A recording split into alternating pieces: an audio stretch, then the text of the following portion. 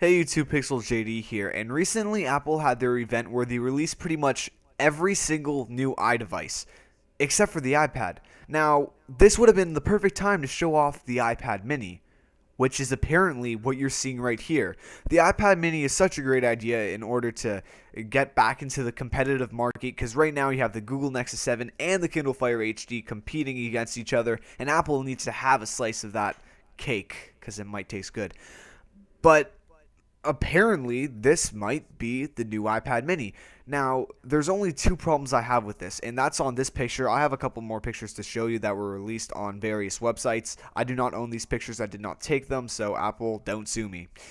So the screen, it does not look real. The screen looks really cheapy, and since it has YouTube and it's apparently iOS 6, I guess this is just like a painting, or not a painting, but just a screen that they just added on.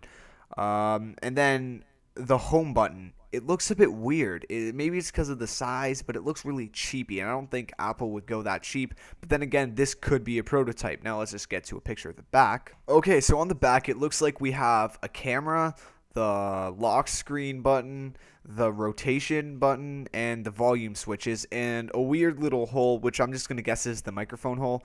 Now, obviously, this is nothing new for Apple standards. It is nice to know that there might be a camera if this is the real iPad mini, and there's a camera right out of the gates. That's going to really be a selling point for it over the Nexus 7, which I know for a fact does not have a back or rear-facing camera, and the Kindle Fire HD, which I'm not sure if it has a rear-facing camera. So yeah, the quality might be shit, but at least it has it. It's there. So let's say you're just walking on the street, you see something really cool, just take it right out and you could take a picture. But then again, you could just have a camera. So standard Apple stuff, nothing too special in the back. Just a picture of the back showing the new Thunder port or whatever. Okay, so sorry about the black border. I'm having some issues with my editing program, but same problems for the front. This screen looks cheap, not real. It has the YouTube app, so this is not iOS 6. Why would it not be running iOS 6 if it's supposed to be a new device? And why does the home screen, not the home screen, but the home button look so shitty?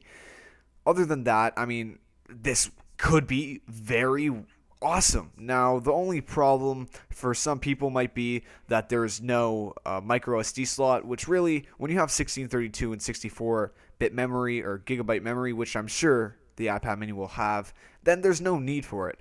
Obviously, the only thing that might be a bit far off is the price. There's obviously no details on the price. It could probably range anywhere from 200 to 400. If you start reaching 500, that's the iPad's territory. They're not going to go that far. Now, a question I think some people are going to ask is, why get this? This is a bigger iPod Touch. When the iPad came out, everyone was complaining that the iPad was really just a big iPod Touch. How are people going to react to this? This is just an even smaller iPad that's a bigger iPod Touch. The reason I love the iPad is because it could really display your media in a nice, somewhat portable fashion, a lot better than a laptop can, in my opinion.